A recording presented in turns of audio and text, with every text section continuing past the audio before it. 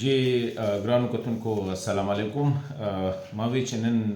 د سره په یو بله اهمه موضوع باندې چې کوم د خپل خیالات او تبادله وکړم هغه ده چې څنګه ما تېره ورځ په خپل ویلا کې یو خبره کړې وه د پښتونخوا په اوورال حالاتو کې. اوس په دې کې یو ډېره اهمه خبره هغه دا ده چې په پښتونخوا کې ګریجولي چې زه کوم وینم هغه دا دی چې یوت خاص کر چې کوم دی نوجوان طبقه هغوی د ریاست خلاف د هغوی ذهنونو کې ډیر زیات شکوک و شبهات دي، بلکې تر دې حده پورې چې د ریاست نه اوس د هغوی تمه ختم ده او داسې ښکاري چې نه د هغوی په ادارو باندې اعتماد پاتې دی نه په ریاست باندې پاتې. د هغې وجه دا ده چې د هر طرف نه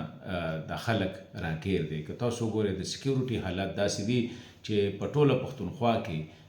دا وخت کاروبار کول، دا وخت ژوند کول چې کوم دي دا تقریبا ناممکنه شوي دي. ما چې څونه تپوسونه وکړل نو پښتونخوا کې چې څونه انډسټریلیسټ یو خو هغه تقریبا ټول راوتي دي. تېره ورځ ما د یو دوو کسانو سره خبرې وکړلې نو هغوی یا لاهور ته شفټ شو یا فیصل آباد ته شفټ شو یا څوک کراچۍ ته شفټ کېږي یا که د چا ډېر دغه کېږي نو هغه بهر دوبۍ ته خپل کاروبار شفټ کوي. بیا ما وکتل چې څومره واړه کاروبارونه لکه زیاتره د سپیر پارټس وغیره د ګاډو د دې وغیره هغه چې ما څومره یا هغه زمونږ عموما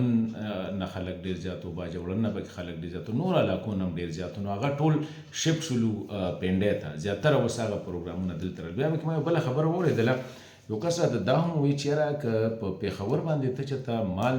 کسټم مال تا کلیر که یو خو هلته کې کم از کم په یو کنټینر کې 10-15 لاک فرق دی. که ته په اسلام آباد یا په کراچۍ کلیر کې او په پېښور یې کلیر کې نو د هغې 15 نه 20 لاک پورې چې کوم دی هغې باندې فرق دی. بل دا دی چې د هغې نه پس په دې هم خلک تنګوي نو ځکه اوس څوک په پېښور باندې کسټم کلیرنس هم نه کوي، هغه ټول په پنډۍ باندې نو کاروبارونه دلته کې شفټ شو. نو د امن امان مسله د هغې د وجې نه ستا ټول ایلیټس چې کوم دی د پښتونخوا نه انډسټریلیسټ لاړه، بزنسمین لاړه او نور چې د چا سره لږې پیسې دي یا ایجوکیټډ دي هغوی کوشش کوي چې اسلام آباد پنډۍ لاهور ته شفټ شي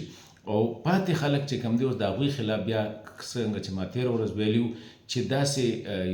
یو سټرکچرډ بیانیه جوړیږي او هغې کې بنیادي لاس زمونږ چې کوم دی لکه زه دا ګڼمه چې لکه د ریاست یا خو مکمل ایرریلیونټ دی. لکه هلته به تا ته یو خبره خلک کوي چې ته څنګه د اټک نه راووړې یا د بکر ته ووړې نو بالکل جدا ماحول دی. لکه پښتونخوا داسې دا چې ته په یو وار زون کې یو دا د تیرو 20 کالو نه مسلسل دا حالات روان دي. په هره ضلع کې اپریشن دی، په هر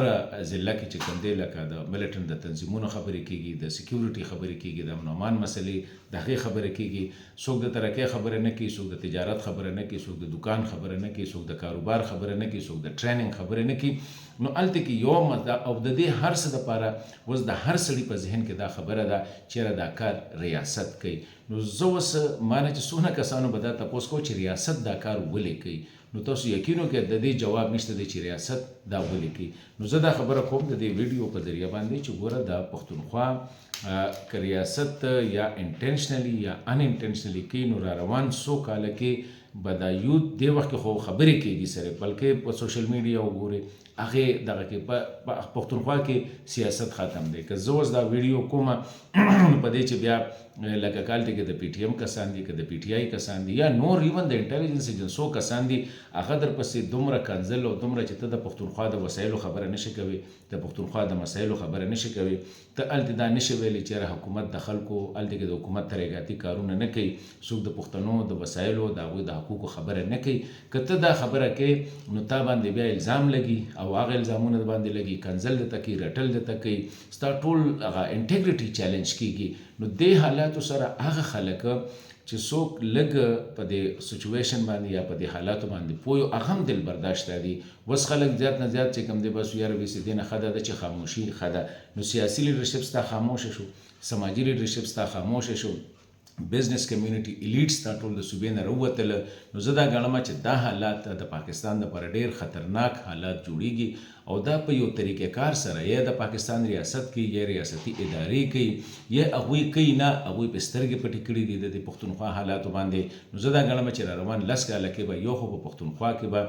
د ایون د دکاندار نننی چې کوم دی دا به هم هلته کې پاتې نه شي. خلک ځمکه خرڅي، حجره خرڅي، کور خرڅي، دکان خرڅي، خو د هغه ځای نه راوځي. لکه څنګه چې د پاکستان نه هر سړی وایي چېرې زه امریکې ته ځم، یورپ ته ځم، دغه شان د پښتونخوا هر سړی کوشش دی چېرې یا لاهور، پنډۍ، اسلام آباد، کراچۍ ته د ځای نه ووتو، ځکه چې دا صوبه اوس نوره د اوسېدو نه ده. دا یو جنرل پرسپشن جوړېږي، یو جنرل بیانیه ده، او په دې شاته دا خبرې کېږي چې ګینې دا کار ریاست کوي. او ریاست بله خبره دا کوي چې کوم ځای کې وسایل دي هغه ځای کې چې کوم دی هلته حالات ټیک دي، خو چې کوم ځای کې وسایل نشته دي نو هلته کې حالات خراب دي. اوس دې بیانیې سره دا چې چېرې دا دغه شانتې پاتې شوه، نو زما خیال دا دی چې را روان څو کاله کې به پښتونخوا نه مکمل د دې کې به استاذ ختم شي، په دې کې به